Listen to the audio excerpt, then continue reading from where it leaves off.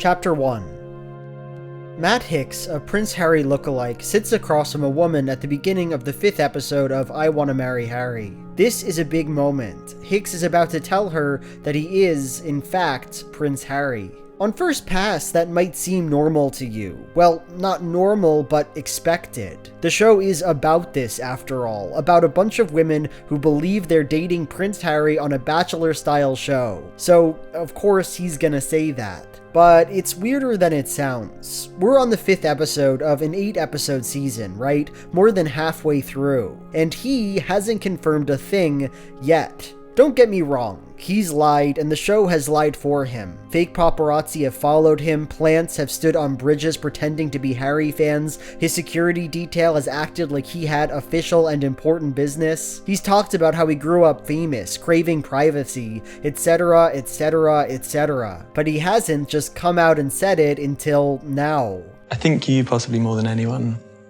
I think you may realize who I am.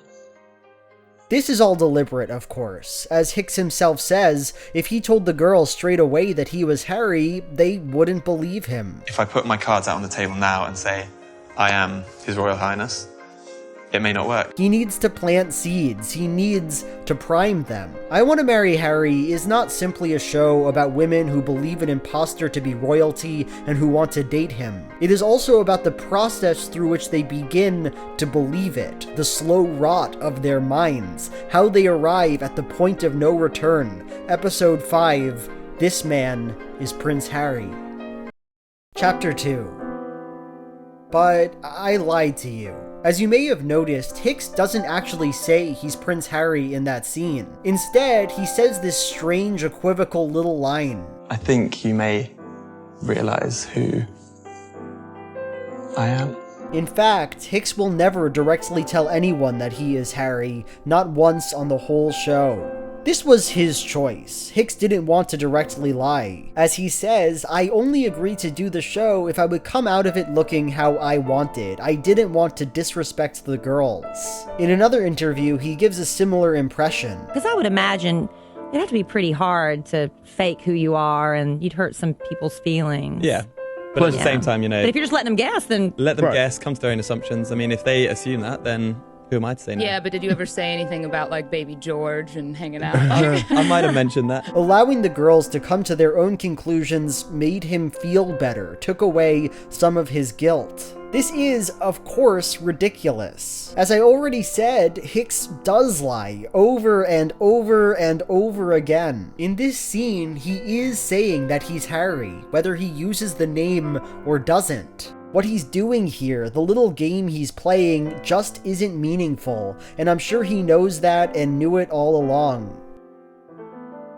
But you have to understand, this guy, Matt Hicks, is as close to a genuinely ordinary dude as reality television gets. Hicks was an environmental consultant who occasionally moonlit as a Prince Harry impersonator for parties and events. The producers found him on a lookalike booking website he had posted some pictures on. When your entire casting decision revolves around finding a man who looks kinda like Prince Harry, you don't have that many options. Hicks is not a good actor, he's not good at lying, and more often than not, he just seems kind of meek and unhappy with the situation he's found himself in. Not telling the girls he was Prince Harry is obviously just an impotent gesture of agency, a moral line he pretends not to cross. Still, it makes sense. Perhaps not logically, but emotionally. There's something to a name, isn't there? Something to identifying yourself, to saying, I literally am this person.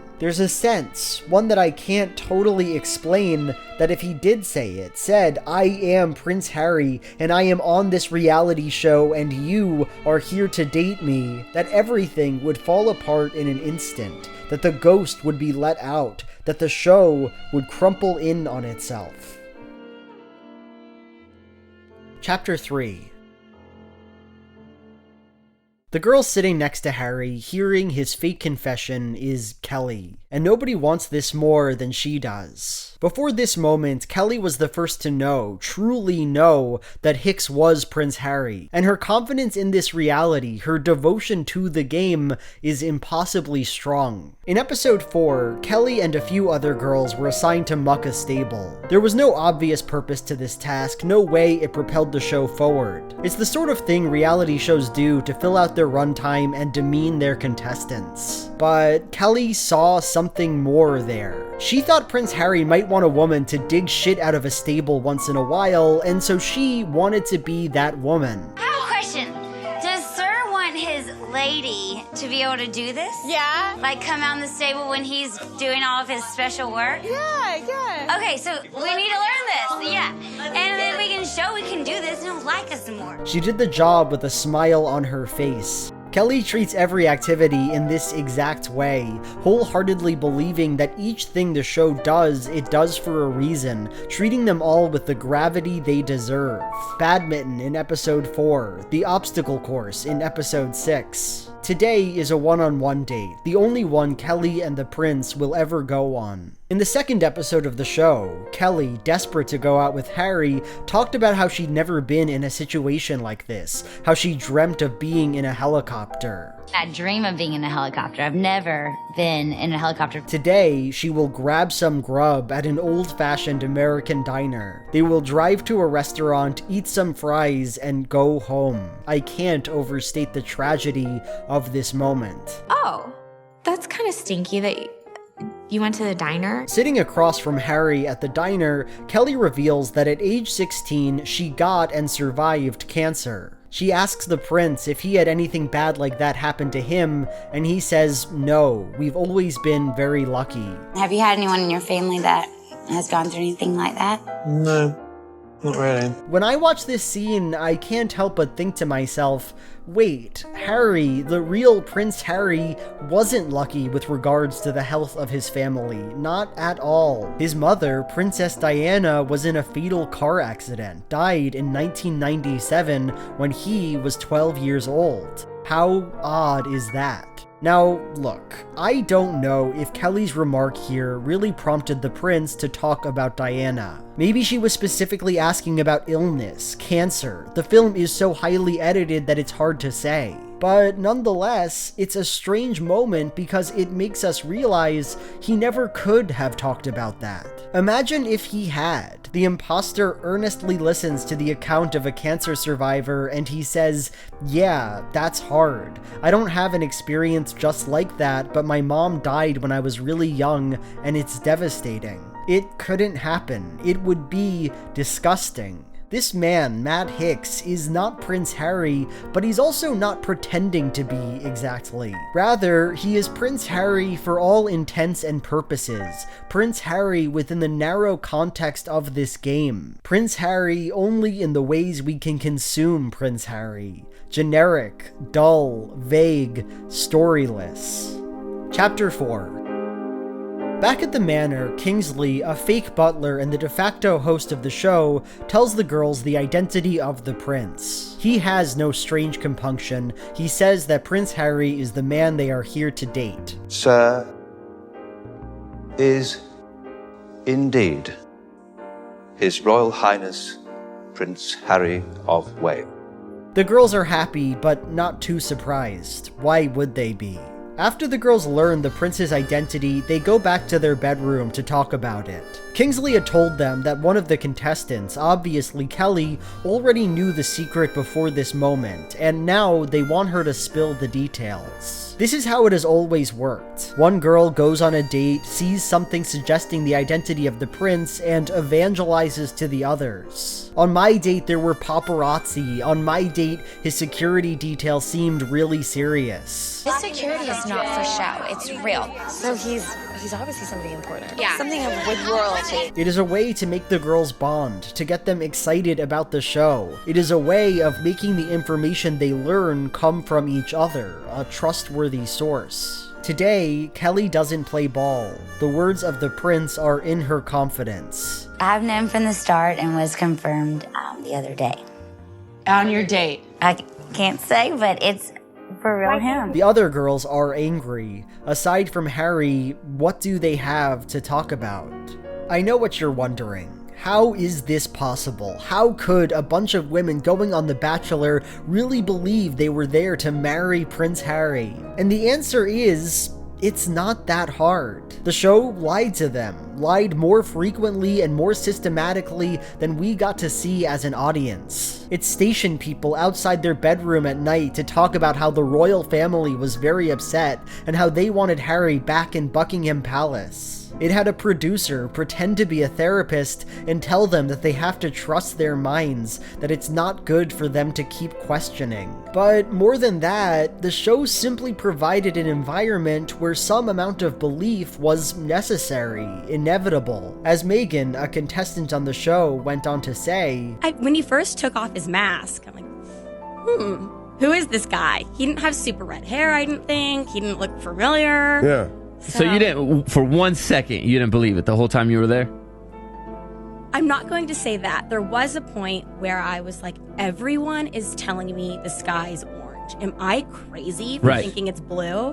So there was a part, like, eventually, and I'm like, People have trouble understanding cults, understanding how they could be indoctrinated by a cult because they think beliefs are stable, solid. That to believe in the absurd claims of a cult, one must have a fundamentally different standard of evidence from the rest of us, be swayed by lies and bad evidence more easily. But that is not the case. More often than not, we see that accepting the absurd beliefs of a cult describes a kind of buckling of the mind, a submission to the whims of another. Describing cult methodology in her great book, Terror, Love, and Brainwashing, Alexandra Stein writes, "The follower is isolated from the outside world. He or she is isolated from an authentic relationship to others within the group, allowed only to communicate within the narrow confines of the group speak and rigid rules of behavior. And due to the dissociation that is created, the follower is also isolated from him or herself, from his or her own ability to think clearly about the situation." I Want to Marry Harry is about a high-control environment. One where these women are isolated from the world, where they are asked to cooperate with the production, where they are constantly being lied to and misled, and where their ability to socialize, engage with the other contestants, hinges on their willingness to accept one simple lie: that the guy who kind of looks like Prince Harry is Prince Harry. And so, they accept it. Megan goes on in this interview to describe the first time she got to hear music on the set of the show. While the other girls are going off and making out with Matt, what do? Talk about Harry. Seriously? You just sit there and talk about this guy all day, every day? No TV, we have no phones, TV, no magazines, internet, no nothing. no music. No music? We have a pool party coming up in the next episode, and that was the first time we'd heard music in weeks. And the fact that she remembers this so clearly, even months later, sends a chill down my spine. Chapter 5. It's America Day. I forgot to mention that. At the beginning of episode 5, Kingsley raises a meek American flag far in the distance, and the girls are expected to be happy about it.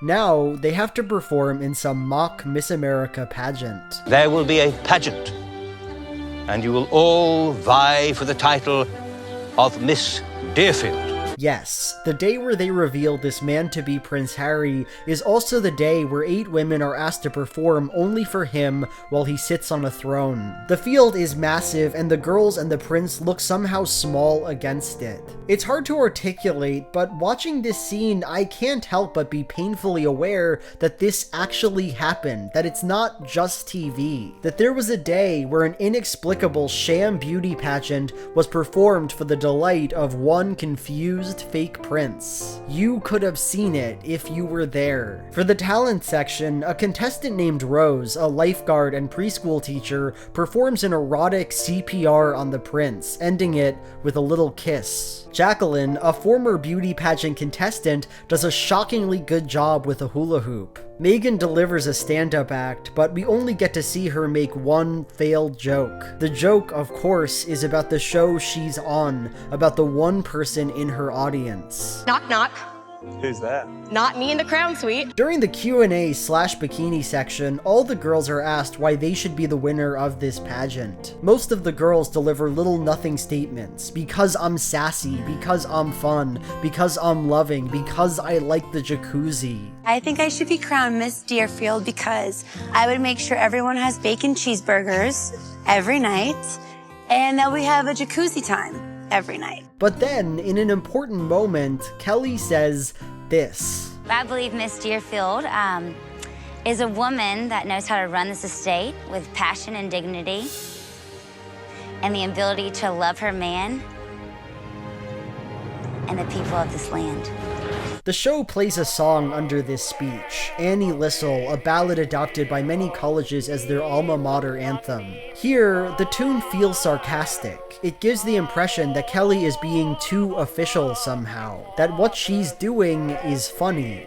But why? Why should it be funny? Most of the girls on the show do believe that Matt Hicks is Prince Harry. That's obvious, and most of them have said it themselves. But it's more complicated than that.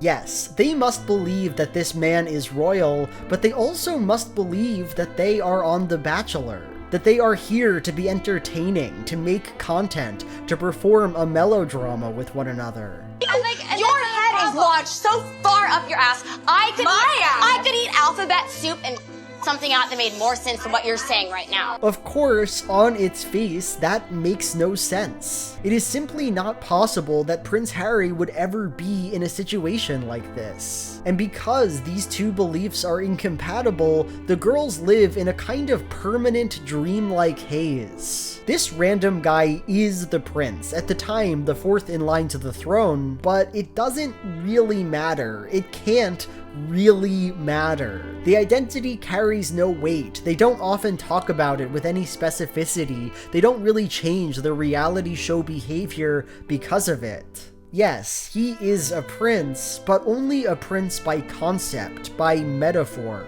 And that works. You can live with that, at least for a little while. But in this speech, Kelly doesn't live in that haze, doesn't ignore or compartmentalize her belief that this man is Harry. No, for her, the prince's identity is real, tangible. To become his wife would be a political act, one involving a complex bureaucracy, a family with a name. So, she acts like it. She says she would handle the estate well and that she would love the people of this land. I believe Miss Deerfield is a woman that knows how to run this estate with passion and dignity. She commits a faux pas, doesn't she? Treats the show as if it is something more than trash, meaningless TV. And the show, in turn, laughs at her. Chapter 6. It's night now, and Harry and the girls enjoy an America-themed carnival. They go on a Ferris wheel and play games and have a corn dog eating contest. Kimberly wins, and the show transparently recontextualizes a soundbite of her saying, "I hope I got his attention." I hope they got his attention. To make it seem like she feels eating corn dogs fast will put her on Harry's date radar. It's absurd and kind of great, honestly. As the night is winding down, Harry says this. At first, I was so excited about the whole situation. I was being treated like royalty, with 12 girls vying for my attention.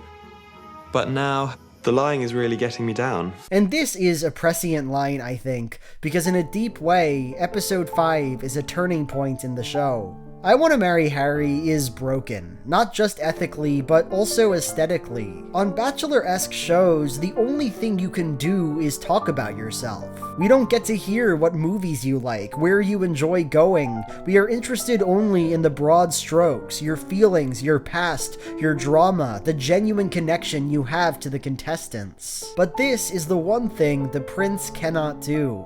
He is here embodying another identity he knows little about, and as a result, he has nothing real to say. The fiction that this is a romance, that the girls are getting to know him, does not work. No, all Harry can ever think of is the lie. The constant guilt he feels, whether the hoax is working or not. His creepy pleasure at the girls who are out of his league. 12 fantastic women who are frankly all beautiful and way out of my league. league. Beautiful girls who are frankly all way out of my league. Normally, these girls would be out of my league, and so I think I've walked straight into heaven. And that's interesting. I won't deny it. That's interesting when the show is spectacular. When there are 12 girls running around not knowing what's going on, when every moment is a new catastrophe. It works, and it's a nightmare, and you want to see it if only because it exists. But the prince is right. After this episode, when the herd is thinned out, when all the contestants know him to be Prince Harry, what is there to watch, be enthralled by? The car has already crashed. Now we just get to see the dull cleanup. Vapid conversations with a wax sculpture who has nothing to say.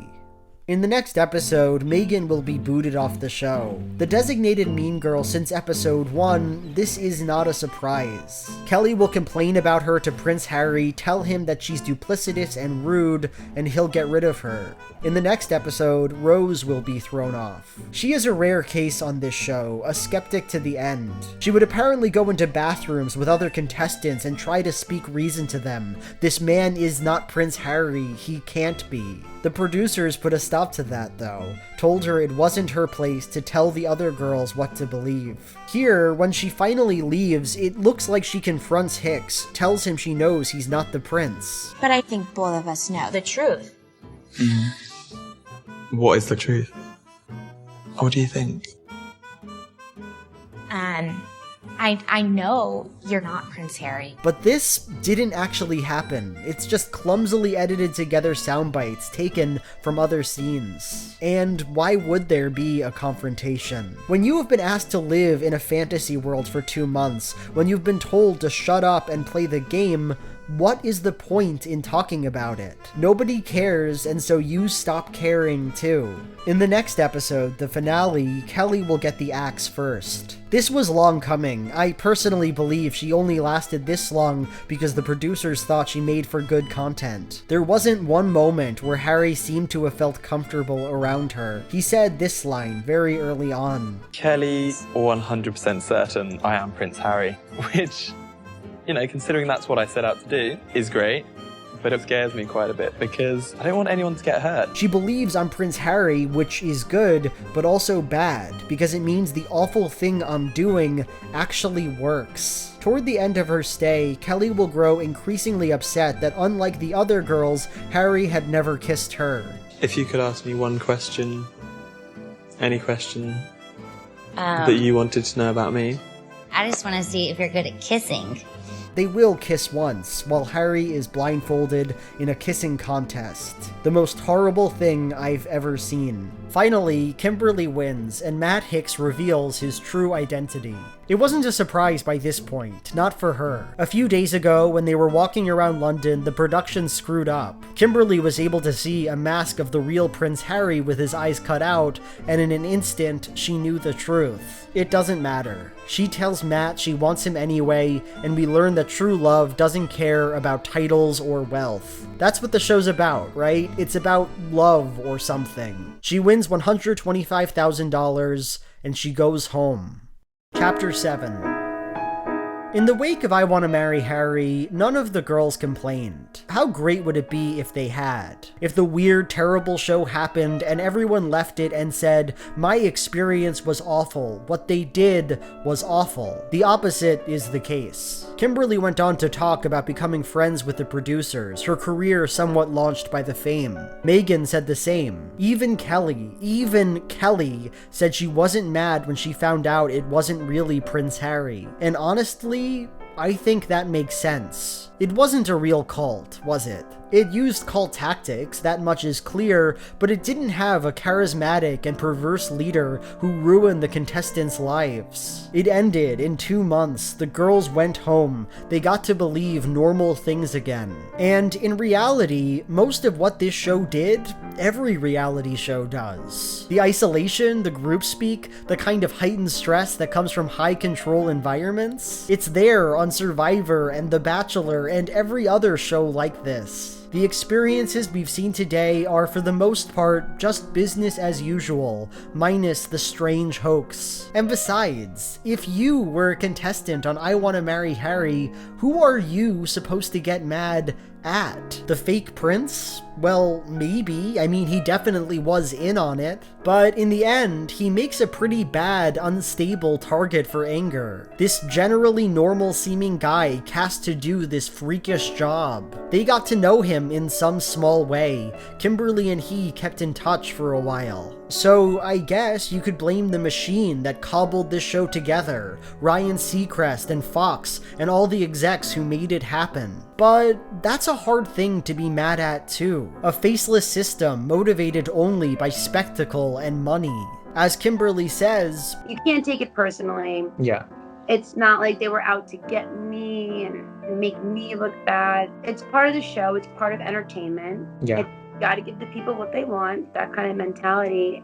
I thought they did a very nice job of it. No, it's hard to stay mad at a system because systems aren't people. Systems don't care. Systems are normal.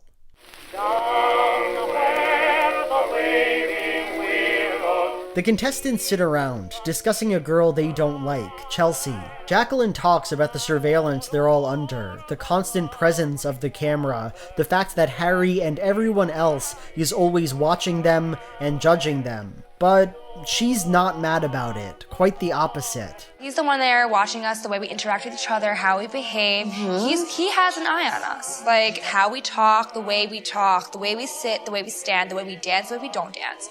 He's watching. He will figure it out. He's not a dumb man. He's not stupid. Yeah. Harry's seeing it all. He knows everything, and because of that, his ultimate decision will be a good one. For a moment, in that dining room, the contestants and the fake prince and the show are all on the same page. For a moment, it all makes perfect sense. So, I know what you're thinking. How is Big Joel gonna transition from the very extra end of that video into trying to sell me the streaming service Nebula? And the answer is...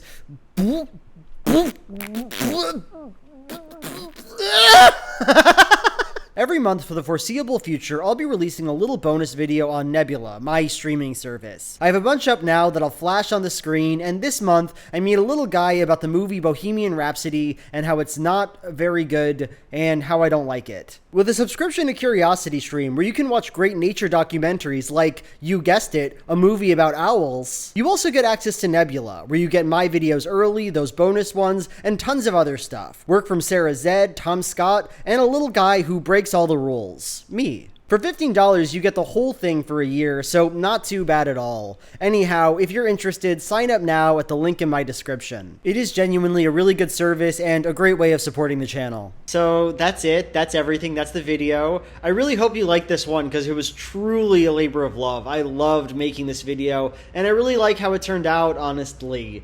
Anyhow, if you did like it, feel free to like, comment, subscribe, and go to my Patreon if you want to. That's the other way to get at my sweet bonus videos. On that note, it's time for my Patreon question of the video. Meilon asks, it may be business astrology, but do you know your MBTI type? If so, what is it? I am an INTP, an introverted, intuitive, perceiving thinker. I have no idea what that means, but I assume it's the smart type. It's the coolest one. It's the one that makes everyone impressed by me.